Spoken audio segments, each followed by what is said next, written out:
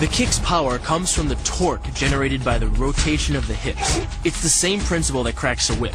Turning the hips just a few degrees forces the foot to travel a much greater distance and creates a lot of speed as it does. The longer the leg and quicker the rotation, the faster the kick. And unlike karate, Muay Thai fighters are also taught to strike with the hard bone of the shin. A Muay Thai kick can generate roughly the same force as a baseball bat, enough to crack a rib. It works like a point of a knife. All the force is magnified by being concentrated in a small, hard area. Even if the elbow doesn't deliver a knockout, it will almost always leave a nasty cut, and often hitting in close neutralizes the opponent's weapon advantage. Then, in the clinch, we bring the power of the knee to bear. Unlike the kick, which relies on rotation to create power, the knee gets its power from leverage. Pulling our opponent down as we drive the knee up can deliver up to 2.5 tons of force, enough to lift a car. It's not the arms, but the legs that drive this. Like a piston, the explosive power of the legs is capable of generating hundreds of pounds of force, all to a very vulnerable area, the soft underside of the opponent's jaw. Like the Hanuman move, the flying knee relies on the explosive power of the legs. But rather than spread the power of our blow over two fists, it concentrates it into the spear point of the knee and combines it with the force of gravity. It's the equivalent of hitting our opponent in the chest with a sledgehammer. Muay works on a concept called the couple. Basically, it's two levers linked at a single fulcrum, the elbow lock. And it doubles the foot-pounds of torque you can generate when compared to a single-arm lock.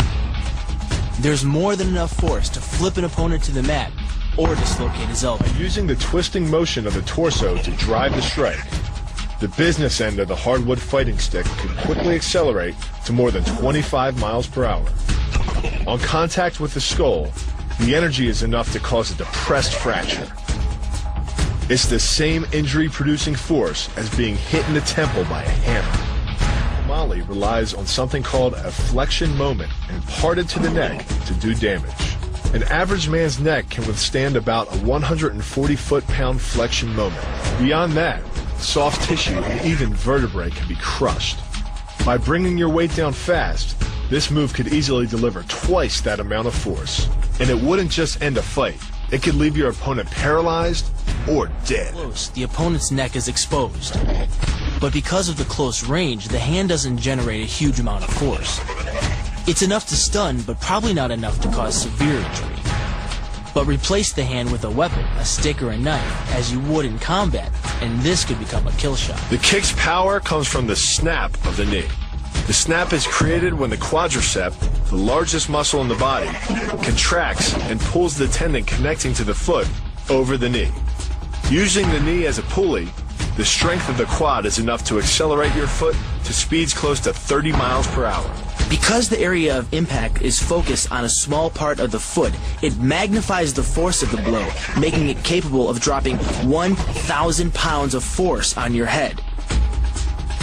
It's like getting whacked in the head with a Louisville slugger. It works by taking the opponent's blow at an angle, which deflects the energy of the blow away from the vulnerable torso. The harder you block, the further his blow will be deflected, and the more open he'll be to a counter-strike. Rotating your fist 180 degrees right before it strikes the intended target. The twisting snap of the arm maximizes the speed of the punch and magnifies the force of the blow by concentrating the impact on the first two knuckles of your hand.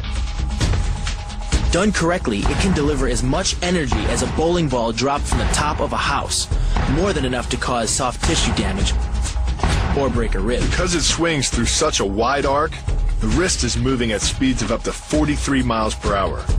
And since the radius doesn't deflect or compress nearly as much as a fist, it can deliver a staggering blow, like being hit with an axe handle.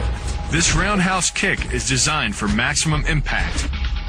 With the powerful muscles of the thigh yanking the tendon over the knee, the foot accelerates from 0 to 21 miles per hour in just 1/3 of a second. Combine that with the reinforced shoe, and this kick can drive the nose bone back up into the brain. It's aimed at the largest gland in the human body, the liver. A direct hit won't just bring an opponent down.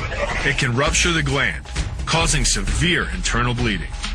But the liver is well protected by the rib cage, so the kick must be accurate to within half an inch. In this move, the forward propulsion of the hips, combined with the piston motion of the lower leg, can send well over 700 pounds of force directly through the rigid bone of the heel.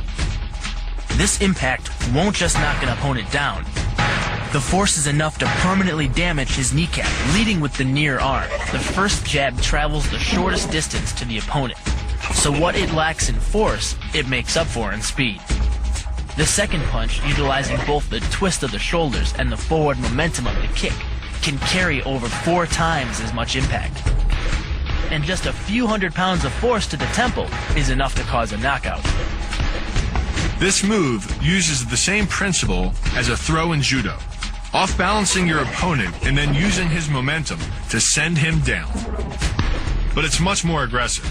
The sweep here is actually a strike to one of the most sensitive areas of the body, the Achilles tendon.